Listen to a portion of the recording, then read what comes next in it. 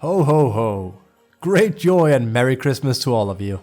That is, assuming of course, you were not one of the naughty boys or girls that received a not so pleasant piece of coal in your Dota 2 gift box by Valve. Ongoing tournament in Kuala Lumpur or not, Valve decided to drop 735 with a bang.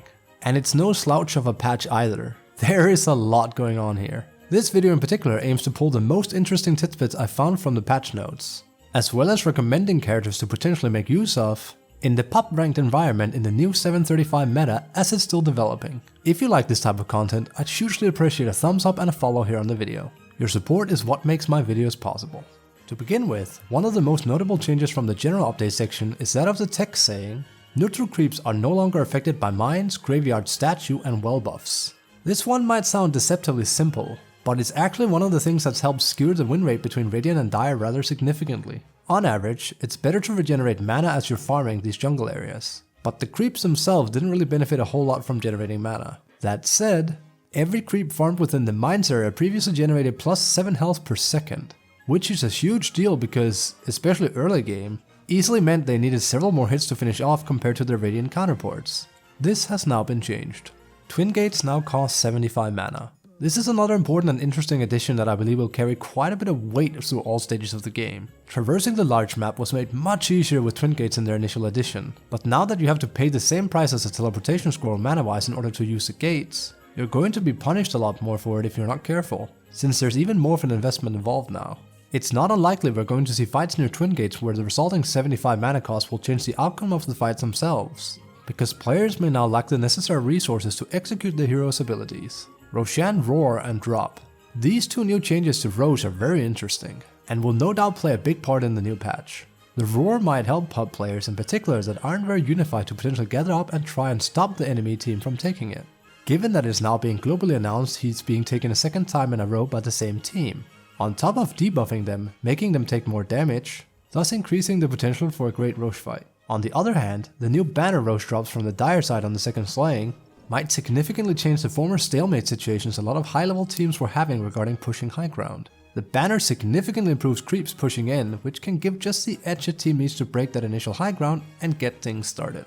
Looking over towards the item side of things, two of the new items that seem particularly interesting is Khanda and Parasma. Many players wanted to see Phylactery built into something, and Khanda ended up being the answer to just that. It's effectively an improved Phylactery tied in with a small crit from Chrysalis. It boasts some wonderful +8 to all stats, which is incredibly good for any hero, but especially universal heroes, and the 75% attack damage addition to the active will make it a must-have on certain heroes. Parasma is interesting, but also seems very niche. It appears to be Valve's intention to have it be the new Revenant's Brooch, with Brooch itself having been reworked too. On heroes that significantly benefit from the intelligence and the slow, such as Puck or OD, this item really could be exceedingly good, with Puck's win rate in particular starting to increase quite a lot in this patch. Other items that come off as very interesting in this patch so far include Bloodthorn, because they changed how attacks to the silence target behaves, making it so certain heroes can absolutely obliterate targets before they even get a chance to react. Solar Crest having been changed into a purely defensive item, now including Pavis, is seeing a lot more play recently, and will quite likely become a rather frequent pickup on heroes, since not only is it easily achievable, but boasts some good stats alongside it.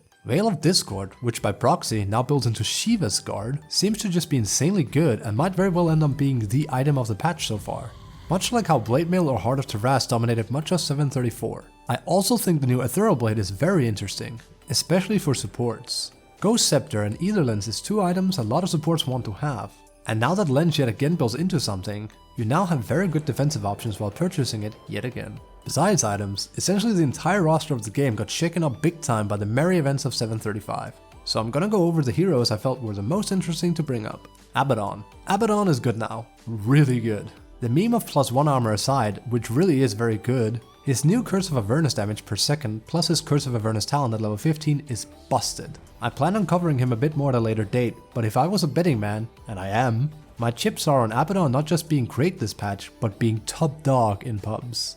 Axe. Another +1 armor, which is really good for Axe because he initially lacks it. The change to his Berserker Call sadly makes scooping up kills slightly weaker often at level 3-4 with him, but the buff has now been placed on Calling Blade instead, which in the grand scheme of things is much better, and make him much scarier in teamfights, especially with an Aghanim Scepter equipped. Bloodseeker. They've made Blood Rage do less self damage to Bloodseeker, which is always a good thing for him. But the craziest part is how they changed his shard. It's now worse later in the game, sure, but if you pick it up as early as 15 to 20 minutes, you now do 30 pure damage per strike, which also converts 30 healing. Assuming you're hitting twice a second, you're effectively getting 60 HP regen whenever you're fighting and not stunned. He's going to be really strong now. Chen. While his ult was nerfed, which sucks, and penitence was slightly buffed, which is nice, the real meat on the bone here is that Divine Favor was changed. It was arguably one of the worst value points before, giving +1 regen and +1 mana at level 1 in an aura. Now, it still does that, but has the added effect of giving Chen or another ally 12 armor at level 1 for 6 seconds. This is bananas for laning, and if you like to play Chen, you'll be able to save cores in the most outrageous of circumstances because of how dummy tanky they become from it. Clinks. Slight buff to Clink's agility, some burning barrage changes, a slight tinkering with talents. He was not changed a lot, so why am I mentioning him? Clinks has been underrated in pops for a long time, and he's in that position where he's just getting stronger for every patch, bit by bit. If you want to play a really good and obtrusive support, especially as position 4, Clinks is a very good place to start. Faceless Void. Slight increase to strength and some very minor increase to talents almost make Void sound in the same camp as Clinks, which he is. Void is conceptually just a very strong hero. He's a carry that is also an initiator. Having him on your team essentially covers 2 roles, meaning that team composition wise, you now have power and lockdown taken care of. Most other carry heroes have seen themselves nerfed too, with Void slowly creeping up the power chart. Now is a really good time to pick him up. Lion. Don 2 plate mails and get to sucking, my good sir. Reddit's new darling, Lion, was actually buffed very significantly this patch. Now that mana drain does damage, Lion is insanely more annoying to play against. Most of us know the copy pasta of him jumping in with shard at this point, but it's actually that much more powerful now. Not to mention that mana draining is something Lion does at all stages of the game. His laning presence is a lot better for it, which was arguably one of his biggest weaknesses before. Mars. It's been a while since we've really seen Mars being in the forefront of Offlaner's magazine, but I'm happy to say that the God of War is gently creeping back up yet again. Buffs to Spear, God's Rebuke, Bulwark, Arena of Blood, his entire kit actually. One of the best things with the change is how reliably you can now land your ultimate combo as Mars. You're able to blink onto a target, spear them in a direction, and very reliably follow it up with an ultimate for a guaranteed stun. If you miss Mars or been wanting to play him, now is a really good time to begin. Oracle. Oracle is a gift that keeps on giving. His ult was slightly nerfed, yes, but they improved Purifying Flames yet again. But his biggest adversary, Dazzle, is now firmly out of the picture compared to before. With Grimstroke also having received a fair share of nerfs, 2 of the heroes that were doing a job somewhat similar to him in one fashion or another has fallen a bit behind, and Oracle is now a peak replacement if you want a hero that can control fights and save allies efficiently. Timbersaw. They never can really balance Timber, can they? He's either in the dumpster or he's the one tossing people into it. The new version of Timber, with his strength significantly buffed, his reactive armor now much better, even being buffed further by a talent, might seriously mess up your pub games soon. Timber's problem as a hero is usually that even if he dominates early game, he tends to fall off or die at crucial timings within the game itself, which easily makes him throw matches. Now that he's much tankier than before, expect him to take the lead, hang on to it, and win with it. He's a threat to be keenly aware of. Troll Warlord. His shard was buffed, which is nice. The real massive change to him though is that they effectively fixed his ultimate, Battle Trance. Battle Trance was coded in a very unique way, meaning that players found ways to abuse it. WoW then made it so Troll was forced to stand still if there was no target, which, while it fixed the problem, made it feel very bad and inorganic to play with. This is now changed and you can freely move Troll around again when there's no valid targets, which is a massive bonus to his longevity as a hero.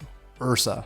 Brother Bear. He's seen his ups and downs in recent patches. His health regen was slightly boosted, more slow resistance on overpower, but it's the small, but big, furry swipe change that make him interesting in this patch. Ursa will now do +3 more damage for each level of furry swipes at level 1, +2 for level 2, and so forth. This might initially not sound like much, but it severely upgrades his early game prowess and aggression, especially in the very early levels of 1 to 3. Which has been Ursa's weak point as of late. Expect him to now do better in lane, which will result in him claiming victories in mid game much easier than before. These are just some of the heroes I found particularly noteworthy. There are many other heroes, such as especially Leshrac, that are currently tormenting pubs big time. Let's summarize briefly before we close off. If you're a position 1 enjoyer, consider looking out for Bloodseeker, Void, Troll, or Ursa. Alternatively, Abaddon can also be played in this slot. If you like playing offlane, I'd highly recommend Abaddon yet again, Axe, Timbersaw, and Mars as potential heroes to be used in your pub games. Lastly, if you're in the market for supporting or want to get good at farming tokens, for supports I'd give a strong yes for Chen, Clinks, Lion, and Oracle. I hope that this video has been somewhat informative to you. The patch is pretty darn big, and we're all still in the early stages of unraveling it. These were just my initial impressions and/or ideas within testing and theory crafting for the initial 24 hours of the patch release. If you have any ideas or thoughts about the patch as a whole, I'd love to hear about them in the comments. So please share away. I wish all of you a Merry Christmas and a Happy Holidays. And here's hoping that whether or not you got coal in your stocking this year, that you'll have some pleasant Dota 2 games for the remainder of 2023. Thank you for watching.